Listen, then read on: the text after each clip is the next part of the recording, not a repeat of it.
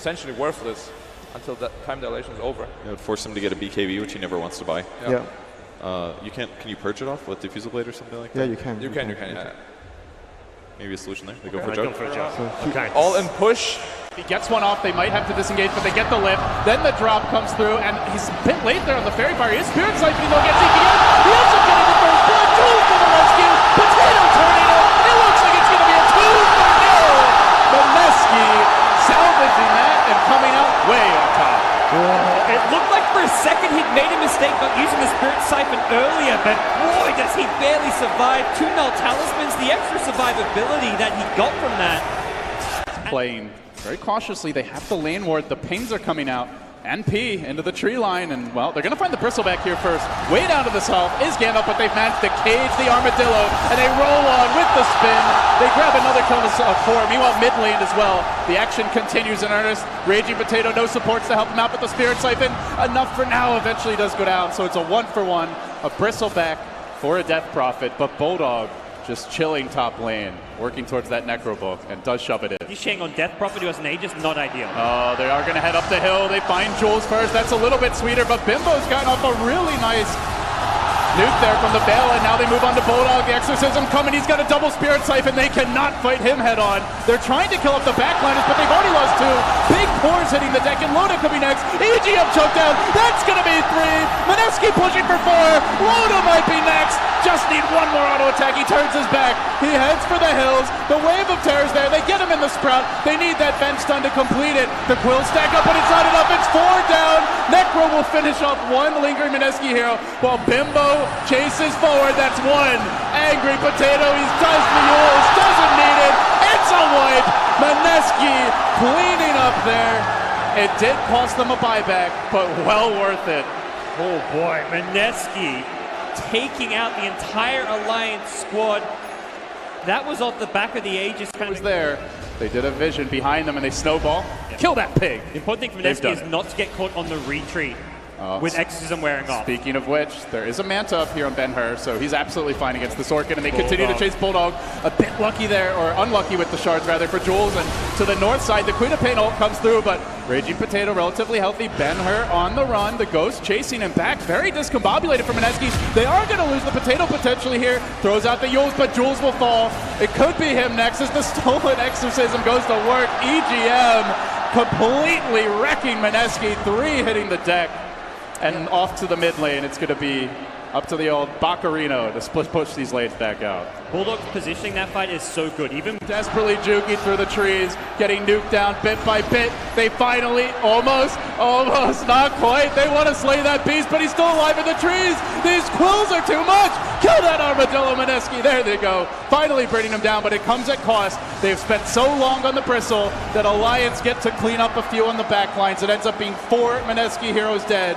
When the dust settles on Alliance, they race forward bottom. Unless this turns into an incredibly long siege.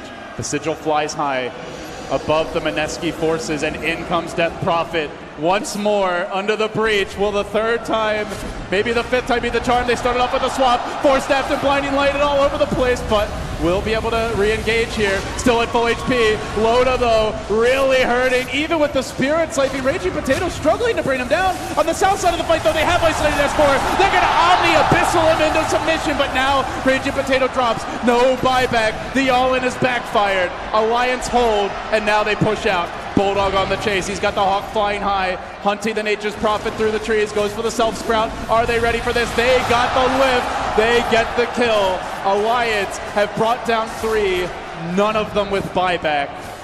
And they may just march down mid. that was effectively a 5v10. All 5 Alliance heroes had buyback. Mineski, 0 buybacks. They were fully committed to that one. They buy the Shiver's Guard on Death Prophet. They bought out on their entire gym, just keeps stealing these big spells. He's had swap for like 5 minutes. Now he's got a healing ward up his sleeve. This is just getting too much for Mineski to deal with. They just can't deal with Loda. He's got 4 supports right now, it feels like. Everyone stands behind him. The Beast will see you through. Then now he finds Jules a bit out of position. There's the Hex to start the spin. For what little it'll do, will follow on to Loda, and Raging Potato's in deep. 4-step back to try to protect him. Glimmer as well, but he's basically on an island here. He needs some help from the squad. Alliance. Ooh.